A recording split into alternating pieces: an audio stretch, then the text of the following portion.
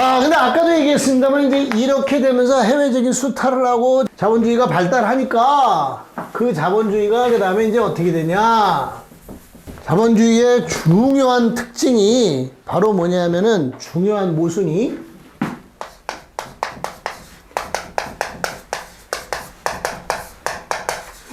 생산의 사회적 성격과 소유의 사적 성격 사이의 모순입니다. 이게 말이 좀 어려운 것 같은데 별로 어렵지 않아요. 우리는 옛날 사람들은 추상적으로만 생각해야 될 문제인지 모르겠는데 우리는 다 눈으로 보고 있는 거예요, 이게.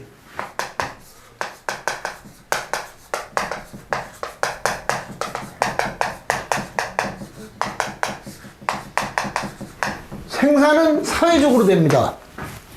자, 지금 대재벌 어디도 자기가 가지고 있는 삼성 이재용, 자기가 삼성전자에서 가지고 있는 거 불과 4, 5%밖에 안 돼요.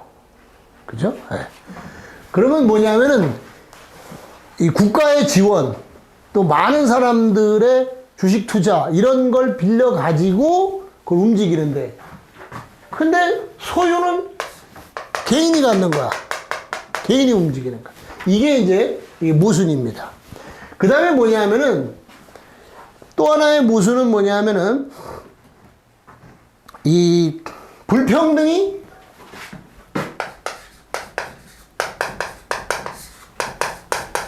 이 자본주의는 그대로 놔두면 불평등이 계속 벌어지게 되어 있어요. 불평등의 심화입니다. 그러니까 아까도 얘기했지만 그 깨닫기 시작하는 사람들이 나오고 또 지배계급에서 이탈하는 지식인들이 생겨요.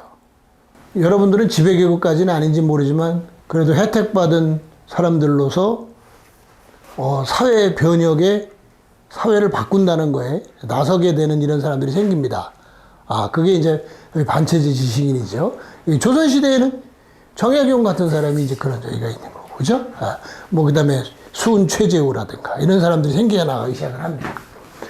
그리고 우리나라 현대사회에서도 굉장히 많은 지식인들이 또 노동운동도 하고 이렇게 된단 말이에요. 네.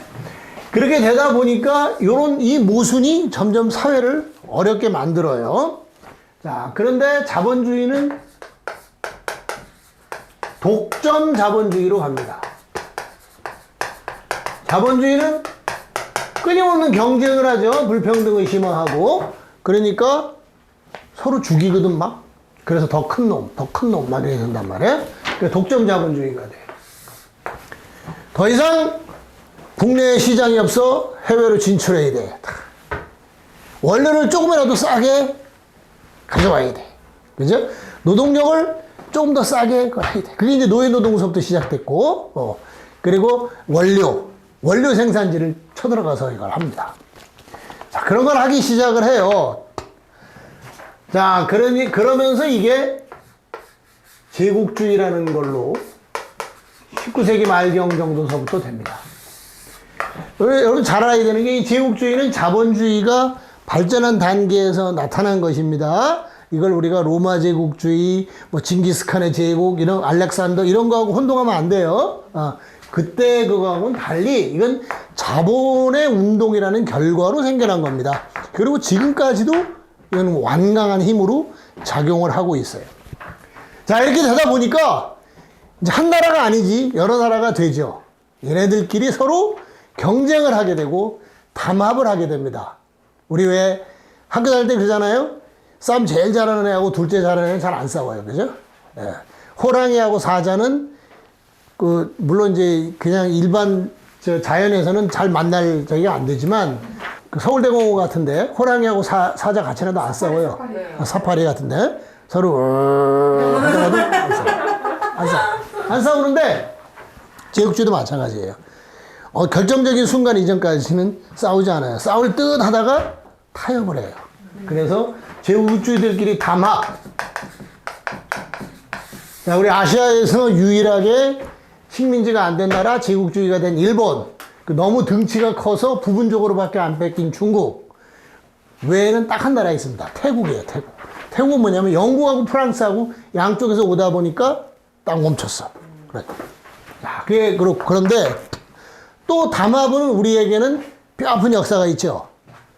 일본하고 미국하고 담합을 해서 미국은 필리핀 먹고 일본은 조선을 먹자. 그래, 우리 그때까지만 해도 일본하고 미국은 안 싸웠어. 좀 이따가 이제 와장창 싸우지만. 그렇지. 그러면서 맺은 미략이 있죠. 가스라, 텝트, 미략. 그렇지. 자, 이런 담합을 합니다.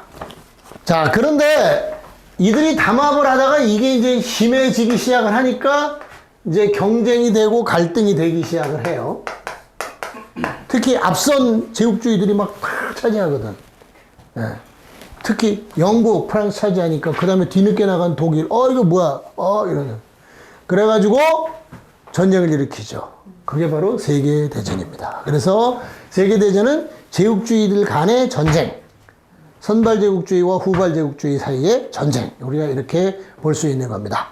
자, 그러면 이제 그렇게 해서 양차대전이 났어요. 양차대전의 결과는 그러나 제국주의끼리 그냥 재편하는 걸만 되는 게 아니에요. 그 제국주의 약한 고리에서 뭐가 생겼어요? 사회주의. 사회주의 국가. 인류 최초의 사회주의 국가 소비에트 연방이 탄생을 했죠. 근데 또 이게 제국주의니까 제국주의 짓밟히는 나라들이 뭐래요? 싸우죠. 민족해방투쟁.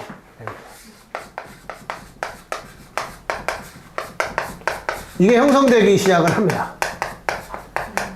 자, 그래서 20세기 전반기는 이 사회주의 국가가 또 민족해방투쟁을 지원해 주죠. 이걸로 싸움이 번져나가면서 2차 대전 때는 이 후발 자본주의 국가가 파시즘이 돼서 그들과 전쟁을 한 게 이제 선발 제국주의 국가들이란 말이야. 그 선발 제국주의 국가들이 사회주의 국가하고 손을 잡고 반파시즘 투쟁을 했죠. 근데 투쟁이 끝나자마자 또는 끝나기 전서부터 기획을 했어요. 그리고 그 강대국의 움직임에 희생된 게 우리죠. 그죠? 그건 다 알 거예요. 이게 분단입니다. 자, 그런데 그거보다 이제 다른 얘기를 이제 하나 하려고 그러는데, 자, 이 사회주의 국가하고 민족해방투쟁이 생겼습니다. 그러면서 이제 제국주의 국가들 사이에서 제국주의 국가는 이제 어떻게 되냐면은 이것 때문에 위협이 되는 거예요. 그죠? 위협이 되니까 그러니까 어떻게 돼야 되냐면은 자기들 내부의 불평등을 완화시켜야 돼요.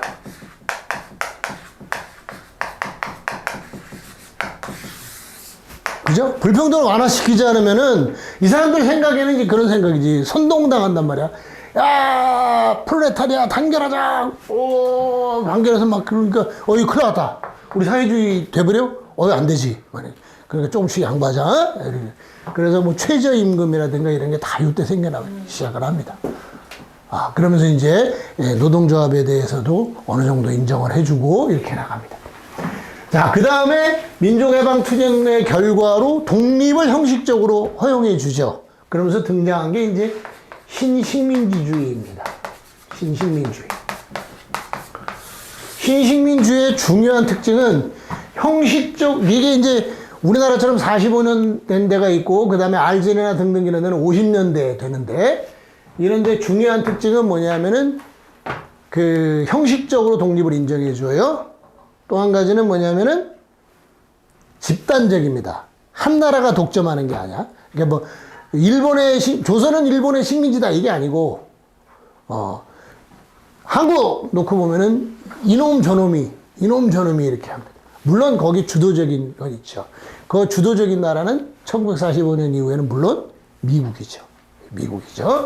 그러면서 이제 이런 걸 완화시키고 이렇게 됩니다. 자, 그런데 이 사이에 이런 과정에서 이런 걸 우리가 모두 뭘로 봐야 되냐면 탈근대로 봐야 돼요. 근대에서 벗어나고자 하는. 그죠? 여러분들 아까 근대의 핵심이 뭐라 해서 자본주의라 그랬죠? 네. 자본주의에서 벗어나고자 하는 사회주의 운동은 탈근대 운동이에요. 그런데 탈근대가 그것만 되는 것은 아니에요. 자본주의도 수정자본주의가 돼서 국가가 개입하는 국가가 개입해서 조정하고 이렇게 하는 게 됩니다. 자본주의의 기본은 무너뜨리지 않지만 무작정 그 자유경쟁을 허용하는 이런 게 아니란 말이에요. 또 하나는 문화적인 탈근대가 많이 생깁니다. 문화적으로. 그런데 이 문화적인 탈근대는 요것도 이 나중에 우리가 다시 보게 되는 주제에서도 다시 봐야 되는데, 문화적인 탈근대가 정치적 역사적 탈근대와 꼭 같은 건 아니에요. 자, 그러면서 그 사이에 제국주의 내에 뭐가 생기냐 하면은 삼인주의라는 게 생기죠. 요거는 이제 삼인주의는 물론 독일 같은 경우에는 그 전부터 연원이 19세기부터 있습니다만, 어쨌든 이 삼인주의가 이제 20세기 와서 생기고 특히 2차 대전 이후와 이런 데서 생깁니다. 그런데 이 삼인주의에 대해서도 나중에도 볼 테니까 여러분들이 잘 봐야 되는데, 삼인주의는 우리의 길이 절대로 아니에요. 우리의 길이 아니라는 것은 삼인주의가 불철저하기 때문에 그렇다라는 말은 이전에 많이 했는데, 선생님은 그렇게 생각하지는 않습니다. 삼인주의는 그들의 길이에요. 그들의 길. 왜? 제국주의였던 나라들의 길, 또는 제국주의 바로 옆에서 제국주의 침략을 당할 필요 없어서 그럴 수 있었던 나라. 제국주의에게 침탈을 당했고 여전히 제국주의의 규정을 받는 나라는 삼인주의가 아니라 민족해방투쟁이 맞는 거죠. 그래서 그 점에 관한 거를 우리가 잘 봐야 됩니다. 삼인주의가 바로 우리의 길이 아니다라는 점 분명히 해야 됩니다. 왜냐하면 지금 와서 실제로 혁명하니까 사람들 사회 바꾼다 생각하면은 뭐 혁명, 폭력 이렇게 생각했는데 다 날아간 것 같아. 그러니까 요즘 뭐 유럽의 변화를 배우고 굉장히 유행처럼 막 그런 분위기들이 있습니다. 그리고 언론이나 이런 데서도 그런 거 막 얘기하고 그럽니다. 그러나 그건 우리의 길이 아니다. 우리가 자본주의 국가 속에 있다는, 그것만큼은 뭐 자본주의에 대한 지향은 삼인주의로 어느 정도 돼요. 그런데 그게 아니라 제국주의의 규정성을 받는, 이전에 제국주의의 식민지였고 현재도 제국주의에게 굉장한 영향력을, 규정을 받는 나라, 이런 나라가 삼인주의로 될 수 있다라는 생각은 굉장히 어리석은 생각이다. 입니다. 자, 그러면서 이제 자본주의가 이 수정을 하게 되고, 그러면서 이제 자본주의도 수정을 하고 사회주의권이 형성해서 발전하는데, 그러다가 사회주의권이 정체를 하게 됩니다. 이 사회주의가 왜 정체를 하게 되고, 그리고 왜 결국은 이 동구권 같은 경우에는 몰락을 했는가라는 거에 대해서는 그건 뭐 또 다른 주제가 되기 때문에 일단은 두겠어요. 다만 중요한 거는 그렇고 나서 20세기 말 21세기가 됐는데, 21세기에 사회주의가 없는 자본주의, 우리가 쉽게 얘기하는 사람들이 있습니다. 사회주의 그러다가 망했어. 뭐 어떻게 했어야 되는데, 사회주의 국가에 민주주의가 있었으면 되는데, 이렇게 쉽게 얘기할 게 아닙니다. 그리고 사회주의는 거대한 실험이었지만 결국은 실패했다는 게 그런 사회주의가 있어서는 안 된다는 걸 말하는 건 아니에요. 그건 아니고 뭔가 성공이 되기 어려웠던 점을 우리가 생각을 해야 되는 거고, 그것 때문에 평등한 나라를 만들려고 하는, 평등한 세상을 만들려고 하는 거에 대해서 사람들이 회의적으로 되고 환멸을 갖게 되는 거예요. 이거 굉장히 우리가 주의해야 됩니다. 그렇지 않으면은 이런 삼인주의 같은 거에만 기대고 이렇게 되는데, 이런 거는 조심해야 돼요. 그 다음에 이제 21세기 들어서면, 아까 이제 그 세계화 얘기를 했는데, 그것이 제국주의가 되면서 커지고 21세기가 되면 훨씬 더 커집니다, 지금. 그 과학기술의 발달 이런 것 때문에. 근데 그 과학기술의 발달과 이런 거에 영향 하에서 사실은 이제 국제적인 연대가 더 강해져야 되는데, 그게 아니라 자본가들의 수탈이 더 용이해지는 걸로 바뀌어요. 노동자들이 국제적으로 이동해 가면서 노동력 상품의 가격이 떨어지고요. 그 다음에 자본가들이 재산을 숨기고 조세를 회피할 수 있는 이런 것도 굉장히 심해집니다. 공장을 막 이전함으로써 노동력의 교섭력이 떨어져 나가는 이렇게 됩니다. 그러면서 유럽도 불평등이 다시 심화되는 이런 현상들이 지금 나타나고 있는 상태 속이에요. 자, 이럴 때 21세기의 민족해방운동을 생각해야 된다. 자본주의가 발달함으로써 자주를 위한 조건은 형성된 겁니다. 근데 그 자체가 자주가 되는 건 아니에요. 그리고 자본주의가 발달하면은 종속이 약화되느냐? 우리가 20세기의 경험으로 보면은 아니더라. 그건 아니에요. 지금까지 21세기가 된 지 20년이 됐지만 그건 아니더라 이겁니다. 그리고 또 자본주의가 종속이 심하면 자본주의가 발달하지 않느냐? 그 속에서도 발달한 건 바로 우리나라 같은 경우를 볼 수가 있습니다. 자, 그래서 과거 식민지 종주국이 자본주의를 유지하고 있고 제국주의적으로 지배하고 있는 한, 제국주의 지배하고 있는 한, 제국주의와 식민지 민중의 그 규정은 여전히 그 모순은 첨예한 모순이다. 자, 정리하겠습니다. 자, 이 강의는 우리가 세상을 바꾸고자 하는, 우리가 사는 세상을 바꾸고자 하는 사람들을 위한 강의고요. 세상을 바꾸려고 하면은 지금 우리가 사는 세계에 대해서 알아야 하고, 지금 우리가 사는 세계를 알려면은 우리의 과거를 또 알아야 합니다. 그래서 인간은 시간의 규칙을, 균형성을 수용하고 자기가 사는 세계를 좀 더 나은 세계로 바꿔온 유일한 존재입니다. 과거를 통해서 현재를 알고, 과거에서 교훈을 얻는 것만이 아니라 자기의 조건을 알고, 그래서 뭘 해야 하는지를 깨달아야 돼요. 그래서 우리 5가지 주제의 첫 번째가 우리는 어떤 세상에 살고 있는가였는데, 우리가 사는 세상은 자본주의 사회고, 그러나 근대가 굉장히 발전해 나오면서 탈근대로 접어들어 가려고 하는 세상입니다. 근데 전근대적인 게 여전히 공존하고 있어요. 탈근대와 전근대가 공존하는 그런 근대사회의 막바지에 살고 있습니다.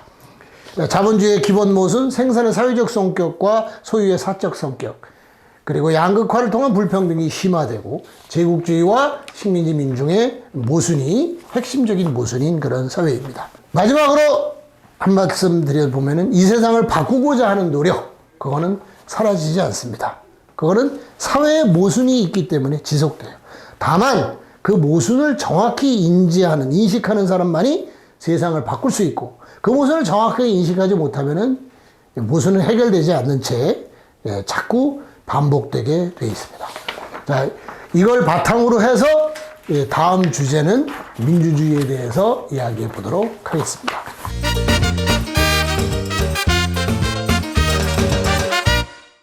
이제 노동자 계급을 사회를 바꿀 수 있다고 깨달은 계급이라고, 선진적인 계급이다라고 해설을 해주셨는데, 노동자 계급이 어떻게 이런 선진적 계급으로 될 수 있었는지, 사회주의는 제국주의의 약한 곳에서 발생하겠다고 하셨는데, 이것도 그렇죠. 지금 질문을 들으니까 설명이 굉장히 불친절했다는 생각이 좀 드네.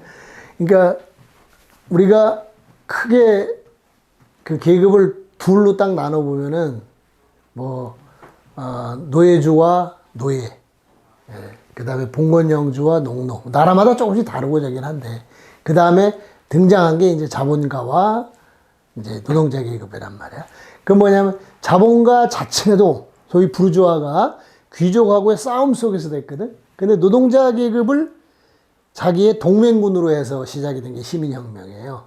이것도 또 나라마다 다르긴 하지. 나라마다 다르긴 한데, 그러면서 이제 이 사람들이 아까도 얘기했지만 그 자본주의에서 필요한, 그래서 노동력의 상품화나 뭐 이런 것들 얘기한 건데, 그런 거 하에서 그 이전 계급하고는 달리 자유로울 수 있어.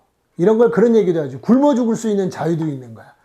옛날에 노예나 그 농노는 일 안 하면 맞아 죽어요. 근데 노동자는 내가 일하기 싫어 그러면 안 하는 거야. 그래? 일하기 싫어? 그래, 하지 마. 물론 이제 강제로 시키는 것도 있지. 그러나 이제 원칙적으로는 그렇단 말이야. 그러면 너 굶어 죽어. 이렇게 되는 거란 말이야. 그렇게 되다 보니까 자유롭고, 그 다음에 아까도 얘기했지만 국민교육이라는 게 생기기 시작을 하고, 절대적 빈곤에서 조금씩 벗어나고, 이러면서 다른 이전의 피지배 계급에 비하면은 교육을 받고, 그리고 또 공장 같은 데서 집단 생활을 하고, 지금은 이제 물론 노동자가 공장만 있는 건 아니지만, 그리고 당시에 기계를 다루는 사람들이거든. 그래서 그런 점에서 앞선 점이 있고, 이전에 저기처럼 수동적이고 맹목적으로 주인에게 충성해야 되는 이런 노비농노하고는 다르다는 거지. 예. 그렇기 때문에 이 사회를 변화시킬 수 있다는 거라는 거, 그걸 깨달았다는 거죠. 근데, 사실은 이제 우리가 진행 과정을 보면 그런 노동자 계급이 원칙적으로 그런데, 그것도 또 다양한 방법의 공작에 의해서 사실은 이제 굉장히 여러 가지로 자기를 봤죠. 노동자 계급도 막 분열시키고, 노동 귀족도 생기고, 그렇죠? 예, 그렇게 되고, 요즘 같으면 또 플랫폼 노동자라는 희한한 걸 또 만들고, 비정규직을 만들고, 이렇게 되죠. 그러나 노동자 계급은 그거를 바꿀 수 있는, 세상을 바꿀 수 있는 계급이라는 거를 자각하고 깨닫고 단결하려고 하는 이런 조건을 만들어내는 게 이게 중요하다는 거죠. 예. 그럼 자본주의가 제국주의화가 되기도 하고 안 된 나라들도 있잖아요. 안 된 나라는 제대로 자본주의가 안 되고, 안 된 나라는 식민지가 됐지. 그러면 정상적으로 자본주의를 빨리 성장시킨 나라는 대부분 다 제국주의가 됐고, 그렇지. 예. 예. 강의 듣느라고 수고 많았습니다.